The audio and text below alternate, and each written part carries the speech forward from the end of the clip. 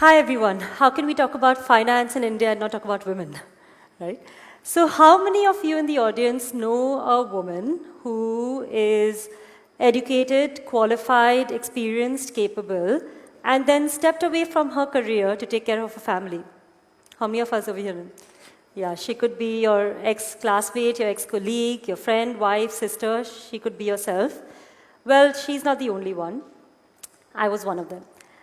So after I graduated from the Wharton School of the University of Pennsylvania, majoring in finance, I actually started my own educational center called Paragon. Paragon was based in Bombay, and our aim was to bring the advanced placement program from the US to India to Indian high school students. After 2 years of running Paragon, I got married and moved from Bombay to Bangalore, because of which I shut down Paragon and joined my husband's family business, Kemble. I worked there for 5 years, and never did the thought occur to me that one day I might stop working. In fact, I worked till the 9th month of my pregnancy, and I told my colleagues that I'll be back in 40 days. I didn't even clean out my desk. And then a baby gave birth to a mother. 40 days later, I begged off for a year more. By the time the year was over, I was a raging full-time mom. There was no way I could leave my child in the care of a nanny or a mother-in-law or sister-in-law.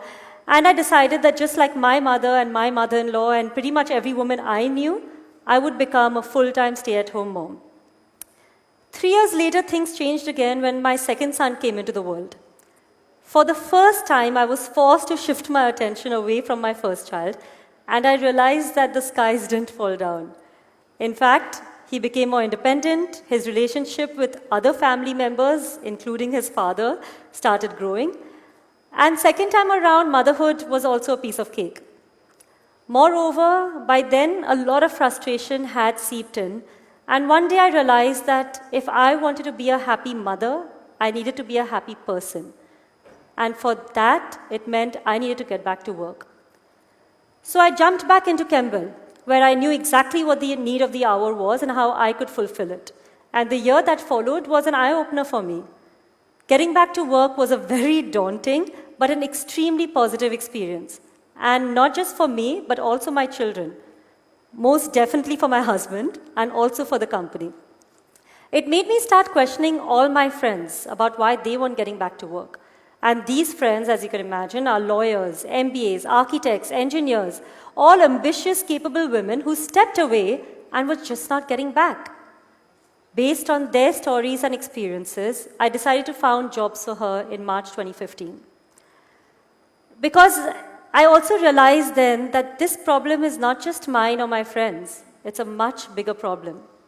In India today, out of 100 college graduates, 40 of them are women. And that is a huge testament to the work which has been done by our mother's generation. We are literally standing on their shoulders today. But out of those 40 women, only 8 pursue a career. And out of those 8, 4 of them drop out in 3 years. That means 50% of all working women in India are dropping out of the workforce in 3 years, amounting to about 1.5 million women who are going on a career break every single year in India. And the reasons, as you can imagine, are usually personal. Marriage, motherhood, elderly care, etc., etc. When she does want to get back to work, there are lots of roadblocks in her way. Some of them are that one, she doesn't want to go back to her old workplace because her peers have become her seniors. And take it from me, that's very difficult to digest. Also, if you've taken a longer career break like I had for 3.5 years, you feel outdated. You feel like you don't know anything anymore and you need to bridge that gap. Third, and the largest reason of all that is stopping women from getting back is the huge loss of confidence that every woman I know on a career break goes through. Because of that, there are several challenges that companies are facing. It's easy for all of you to find fresh female talent, but where will you find the experienced ones? Companies are going through what we call the leaky talent pipeline. At the entry level, they still start with 30% women. That drops to 10% at the management level and then 1% at the CEO level. And companies world over are now realizing that this lack of diversity is actually impacting their bottom line. Because only with diversity can you get diverse perspectives, diverse skills, diverse strengths, and those are critical for a business's success. In fact, the UNDP estimates that India's GDP can increase by 27% only if female participation matches male.